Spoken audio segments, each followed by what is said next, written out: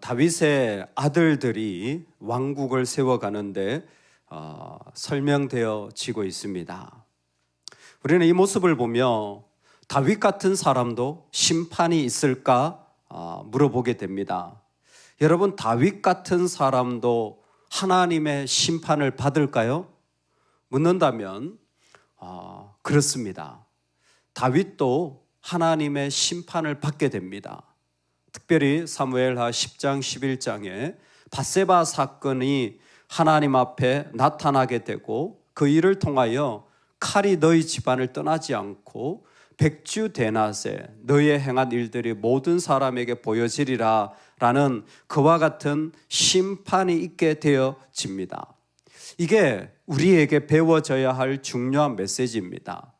복이 있습니다. 왕국을 세우고 왕으로 되어지고, 하지만 그 가운데 심판도 있습니다. 하나님은 우리에게 은혜도 주시지만 심판을 통하여 우리를 부서뜨리고 다시 그 가운데 하나님 앞에 새로워지게 하기를 원하시는 것입니다. 즉, 다윗의 왕권을 무너뜨리는 것이 아니라 하나님은 새롭고 정결하게 세워지라고 다윗을 심판하시는 것입니다. 이때에 심판하시는 이유는 한 가지입니다. 영적인 불순종과 혼란 때문입니다. 다윗에게, 우리에게 언제 영적인 불순종과 혼란이 있을 때 하나님은 하나님의 백성들을 심판하시는 것입니다. 그래서 우리가 우리 안에, 우리 가정에 영적인 불순종이나 혼란이 있는 것은 우리가 제하여 나가야 합니다. 한 가정에 영적인 흐름이 어떻게 흘러가고 있는지 여러분, 우리는 깨어서 살펴보고 세워나갈 수 있기를 소망합니다. 다윗의 강성함은 하나님이 주신 선물입니다. 하나님이 함께 하셔서 점점 더 세워갑니다. 그리고 하나님은 선물로 자녀를 주시기도 합니다. 다 복이죠. 하지만 그 아들들의 면면을 살피면서 우리는 마음이 졸여지는 것을 어쩔 수 없습니다. 특별히 암논, 압살롬, 아도니아, 대표적으로 하나님의 왕국을 흔드는 인물들입니다. 복을 주시지만 그 안에 이 아들들을 통하여 심판이 들어가 있는 것도 알게 되어집니다. 여러분, 우리가 자녀를 양육하면서도 똑같습니다. 자녀가 다 예쁘기만 하면 안 됩니다. 그 자녀가 심판받을 자리에서는 심판을 받아야 합니다. 여러분, 우리가 다 은혜 받는 것에만 익숙하면 안 됩니다. 우리가 심판받아야 할 때는 심판을 받아야 합니다. 그것이 우리를 정결하게 하고 올바르게 세워가는 길입니다. 오늘 이 아들들을 하나님은 일일이 다 소개하고 있습니다. 첫 번째, 암논이 등장합니다. 다윗의 대표적인 아내였던 아히노암의 아들입니다. 아히노암은 헤브론 7년 시간 동안에 어떻게 보면 이 다윗의 정부인처럼 그 역할을 감당했던 사람입니다. 그러니까 아들은 다윗의 뒤를 이어서 누가 봐도 이제 왕자로서 왕권을 이어받을 사람이라는 칭함을 자연스럽게 생각했을 것입니다. 하지만 암논이야말로 자기의 형제를 근친상간함으로 말미암아 가장 심각한 치명적인 죄를 짓는 자가 되어져요. 가장 가까이에서 다윗을 도와야 할 자가 가장 신실하지 못한 자로 세워지게 되어집니다. 나발의 부인이었던 아비가일에게도 하나님은 자녀를 주셔서 길르압, 또 다른 성경엔 다니엘, 하나님이 상급이다, 정말 지혜롭고 총명하며 용모가 아름답고 다윗의 브레이크 역할을 했던 이 아비가일에게도 하나님은 은혜를 주셔서 길르압은 그야말로 이러한 분쟁의 소용돌이 속에서 흔들리지 않는 자리를 보여주는 인물입니다. 압살롬은 아버지를 반역을 일으켜서 그야말로 가장 큰 아픔을 준 아들입니다. 압살롬의 어머니는 마아가로서 거술왕 달메의 딸이라고 소개되고 있습니다. 이 압살롬이 어떻게 등장하냐면 이스라엘은 특히 다윗은 남쪽에 위치하고 있어요. 그러다 보니까 북쪽에 세력이 없습니다. 그래서 시리아 쪽에 있는 이 거술 지역의 이 마아가와 결혼하게 되므로 북쪽 지역의 그 다스림과 통치의 영역을 확보하게 되어집니다. 참 어떻게 보면 인간적인 연합이 늘 하나님 세계에서는 도움이 되질 않아요. 그렇게 연합되어진 곳의 씨앗이 압살롬이고 이 왕국에 치명적인 아픔을 주게 되어진 것입니다.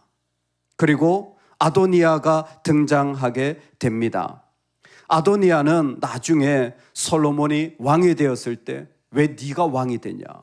내가 왕이 돼야 되는데 라고 반역을 일으킨 인물입니다. 그리고 그 뒤에 스바랴, 이드람, 사실 다윗의 아내는 총 8명입니다. 여기에 등장한 6명 외에 사실 첫 번째 사울의 딸 미갈이 있었고요. 이 6명 다음에 그리고 밧세바가 있습니다. 솔로몬의 어머니 있죠. 그래서 다 8명이 기록되어져 있습니다. 우리는 이 모습을 한 사람 한 사람을 보면서 이 복된 다윗 집안에 어떻게 이런 일이 일어나냐라는 의심을 가질 수밖에 없습니다. 전적 헌신이 필요하다라는 것입니다. 여러분, 영적인 성결함을 유지하고자 한다면 전적인 헌신이 필요합니다. 하나님의 나라를 섬겨나가는 자들의 마음속에 여러분, 하나님을 향하여 온전한 마음으로 드릴 수 있는 은혜가 있기를 축복합니다. 여지를 남겨두지 마세요.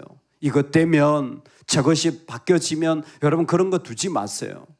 사실 하나님은 이미 신명기에 왕에게 주신 말씀이 있습니다. 그 말씀이 무엇이냐면 아내를 많이 두지 말며예요. 다윗이 몰랐을까요?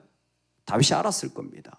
아내를 많이 두지 말며 정확하게 나오는 이 말씀을 다윗은 알고도 내 정치적인 상황이 그러니까, 내 인간적인 정이 그러니까 여러 가지들이 여기에 복잡하게 들어오니까 결국 그것은 심판의 자리를 다윗이 스스로 만들어가는 것이었습니다. 여러분, 이 6명의 여인의 문제가 아닙니다. 이것은 다윗이 그 안에 자신이 스스로 무너져 버린 자리를 하나님은 말씀하여 주시는 것입니다. 뭐로? 전적 헌신이에요. 영적 혼란을 주는 것은 하면 안 돼요. 여러분, 절대 오늘 새벽 예배 드리고 마치고 조금 있다가 저기 다른 절에 가가지고 법문 듣지 마세요. 글리기나 해봐라. 제가 없던 얘기 하는 게 아닙니다. 실제로 교회에서 예배 드리고 마치면 절에 가서 법문 듣는 분들이 있어요. 이상하죠? 여러분, 우리 안에 하나님의 말씀을 들어도요, 여러분 유튜브에 너무 많이 듣지 마세요.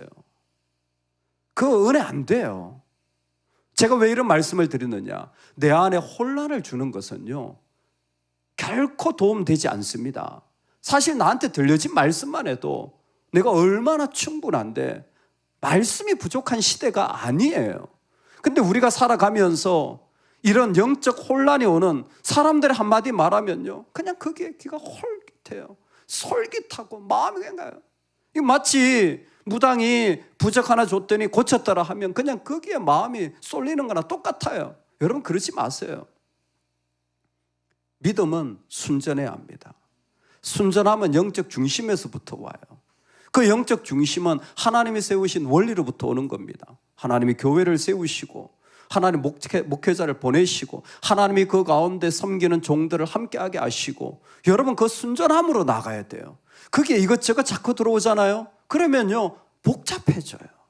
다윗의 집안을 보세요. 아마 다윗에게 물으면 이게 200가지 설명이 나올 거예요. 2000가지 설명이 나올 거예요. 근데 상황이 그런데 그런데 한 가지 전적 헌신을 했느냐 묻는다면 대답을 못할 거예요. 그게 우리의 도전입니다. 이 많은 이야기를 보며 과연 우리는 순전한 마음으로 하나님 앞에 나아가느냐. 오늘 이 시대에 우리가 살아가고 걸어가야 할 길들, 그 자리에서 여러분 다른 헌신, 이 땅을 향한, 물질을 향한, 사람을 향한, 그게 아니라 온전히 주님께, 주님이 세우신 나라에, 주님이 세우신 교회에 온전히 헌신하는 은혜가 있기를 축복합니다. 아멘. 이 메시지는 우리 가운데 그대로 보여집니다. 다윗의 부인이 6명이나 있고 미갈과 밧세바까지 하여서 8명이나 된다는 사실을 하나님은 일일이 다 기록하고 계십니다. 특별히 가장 특징적인 것은 이 6명 외에 밧세바가 마태복음에도 기록되어져 있다라는 것입니다. 이건 누가 봐도 왕이 하나님의 말씀을 어긴 순전하지 못한 모습이고, 밧세바는 그 정점에 다윗이 가장 실패한 현장에 있었던 여인입니다. 무슨 말을 해도 밧세바야 말로 그 자리에 있으면 안 되는 것입니다. 가장 실패한 여인이 밧세바이고 그 일을 주도한 사람이 밧세바가 아니라 다윗입니다. 그렇다면 다윗이야말로 성경에서 없어져야 될 인물이에요. 여러분 동의하지 않으십니까? 그런 사람이 어떻게 목회하며, 그런 사람이 어떻게 가정을 섬기며, 그런 사람이 어떻게 교회를 섬기며, 그런 사람이 어떻게 이 나라를 섬깁니까? 묻는다면 하나님은 인간의 실패를 넘어 구속의 역사를 이루시는 분이에요.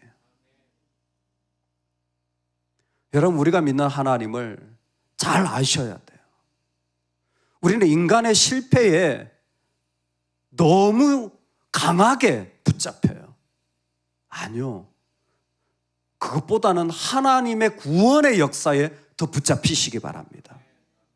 정말 의로운 분노가 일어나죠. 너무 실망스럽죠. 어떻게 이럴 수 있느냐. 마음에 그 엉어리가 사라지지 않을 수도 있습니다. 여러분 그런데 하나님은 그 실패와 죄를 뛰어넘어 구원의 역사를 이루시는 하나님이에요. 왜 이 아들들의 명단이 등장하겠습니까?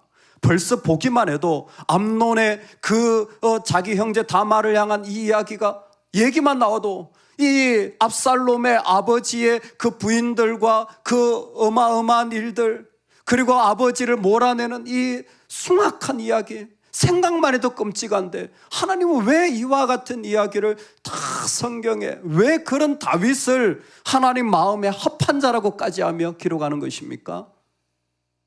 주인공은 다윗이 아니라 하나님이에요. 주인공은 내가 아니에요. 내가 성공해서 쓰임받고 내가 실패해서 버림받고가 아니에요. 절대 우리는 하나님이 보좌에 앉으신 왕이십니다. 그 하나님이 우리를 이끌고 계심을 분명히 저와 여러분은 선포하실 수 있기를 소망합니다. 어떤 자리에서도 하나님이 우리를 이끌고 계심을 하나님은 이 메시지를 통하여 알게 하고 싶은 것입니다. 네가 넘어져 있어도 나는 너를 통하여 구원을 이루어 갈 거야. 네가 그 가운데 실패해도 나는 너를 통하여 내 나라의 완성을 이루어 갈 거야. 할렐루야. 우리의 삶에 주님은 지금도 우리의 이름을 기록해 가십니다. 여러분 과연 우리의 이름은 어느 쪽에 기록될까요? 암논과 압살롬과 아히노암, 누구죠? 아도니아의 이름 쪽에 들어가 있을까요? 아니면 그 반대쪽에 들어가 있을까요? 사실 사무엘서는 너무 분명하게 복과 심판의 방향을 구체적으로 적어 놓습니다. 하나님은 그 모든 자리들을 통하여 하나님의 구원의 역사를 이루십니다. 이 세상에 참 이해할 수 없는 실패와 전쟁이, 말할 수 없는 고통과 피비린내 나는 자리들이 많아요. 지난번 감비아 갔을 때 정말 그 마음이 잊혀지지 않았습니다. 감비아 땅에 그 밤에 사람들이 모여가지고 한 300~400명의 예배를 드리는데요. 예배당에 들어올 수도 없이 마당에 다 해가지고 학생들까지 와가지고 같이 예배를 드리는데 너무 큰 은혜가 있더라고요. 영어로 설교하면 또 현지어로 또 그 영어도 있고 뭐 현지 부족어도 있고 또 더 부족어가 있으니까. 근데 제가 가기 전에 감비아의 책을 읽었는데 그게 뿌리라는, 그 사람들이 전부 노예로 팔려간 이야기예요. 그 책을 읽어보면요 진짜 비참해요. 뭐 우리가 말하는 힘든 건 비교도 아니에요. 인간 이하의 말도 할 수 없는 고통과 아픔이 그 가운데 뿌리를 통하여 쭉 올라갑니다. 실제로 그 집안의 조상을 찾아 올라가는 책이에요. 얼마나 끔찍하고 살벌하고 정말 구토가 나오는 장면들이 한두 군데가 아니에요. 근데 그 시간들이 지나 그 땅에 예배가 일어나고 그 땅에 찬송하는 소리가 울려 퍼지고, 놀랍잖아요. 그 나라에 있는 한 명이 우리 교회에 와서 같이 예배 드리고 있고, 하나님의 역사의 현장을 우리는 지금 보고 있습니다. 저는 체리를 볼 때마다 책을 읽어서 그런지 그게 오버랩이 돼요. 그 숭악하고 끔찍한 아픔의 현장에 이렇게 귀하고 아름다운 자매가 하나님 나라를 위하여 이 땅에서 준비된다고 유학 와서 우리 공동체에 같이 예배하는 걸 보면, 여러분, 지금도 하나님은 우리의 실패와 아픔을 넘어서 그분의 역사를 이룬, 우리는 다 끝난 것처럼 생각할지 모르겠지만 아니에요. 하나님 말씀하시는 거예요. 내가 헤브론의 시간을 보낸다면, 예루살렘의 시간을 보내고, 예루살렘의 시간을 보낸다면 예수의 시간을 너희에게 주리라. 오늘 우리는 다윗에게도 심판이 있습니까? 맞습니다. 다윗도 심판이 있습니다. 하나님이 그렇게 하시는 이유는 정결하게 세워가게 하기 위하여. 어떤 정결이 필요합니까? 그 안에 영적인 혼란을 주는 것은 여러분 지금부터 씻어버리시기 바랍니다. 그 안에 영적인 혼란을 주는 것들은 그 안에 세우지 마세요. 그게 정말 무서운 일입니다. 우리의 상황과 아픔 속에서도 우리만큼은 하나님 앞에 전적으로 헌신해 나가는 은혜가 있기를 축복합니다. 여러분, 내 안에 실패를 넘어 구속을 이끄시는 하나님의 역사를 믿고 나아가실 수 있기를 소망합니다.